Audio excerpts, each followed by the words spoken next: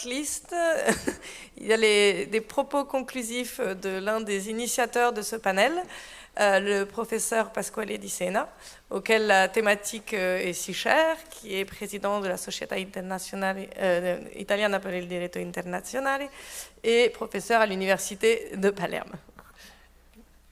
Après Naples et Milan. Donc, laissez-moi en premier lieu remercier de tout cœur la Sociedad Peruana de Derecho Internacional pour avoir organisé cette rencontre remarquable.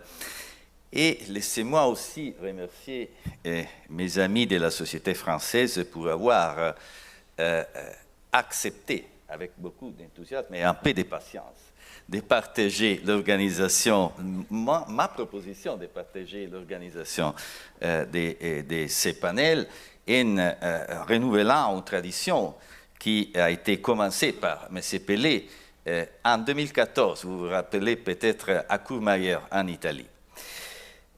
Donc, je les remercie beaucoup encore une fois. Ce n'est pas facile pour moi, je dois dire,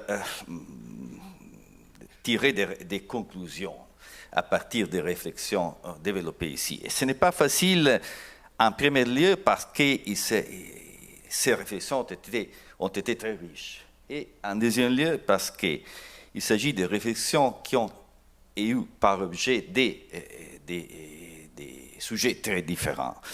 En plus, je dois avouer que je ne connaissais pas le contenu des réflexions d'avance. Donc, cela dit, je voudrais souligner par contre qu'une orientation générale affleure sans aucun doute de toutes ces réflexions. Il s'agit du fait, il s'agit de la capacité de la langue et des différents langages et des différents narratifs d'affecter les discours même du droit international et la compréhension de certains concepts fondamentaux du droit international. Je me réfère par exemple en premier lieu à la description que M. Pavot a nous fait de la situation québécoise, mais je me réfère aussi aux observations intéressantes et aiguës de Lucas Carlos Lima à l'égard de la complexité des contradictions, je dirais, de la situation brésilienne, mais aussi à la description qui a été faite par notre collègue coréen.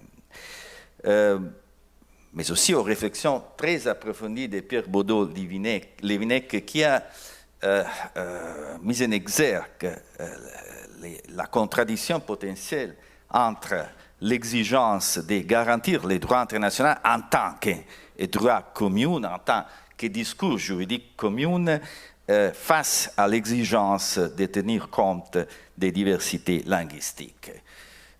Dernièrement, il me semble que les considérations qui ont été développées par Enrico Milano à l'égard de la capacité des langues et des différents narratifs, surtout des différents narratifs du droit international, au niveau de la construction du discours juridique international parmi les États sont très intéressants et significatifs.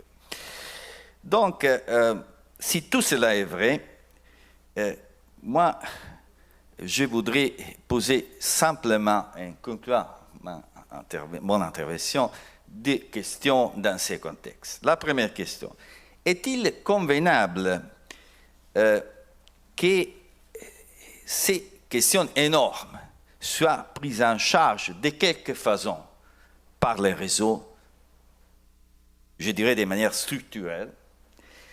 Deuxième question, peut-on imaginer les formes, les moyens, les espaces par ou dans lesquels une telle prise en charge puisse s'avérer?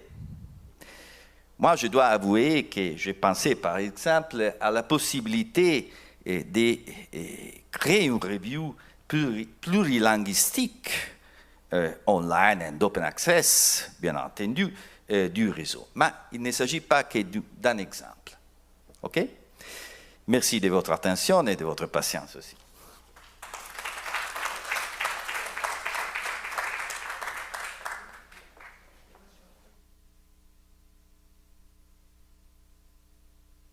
We thank the chairman and the panelists for their presentations.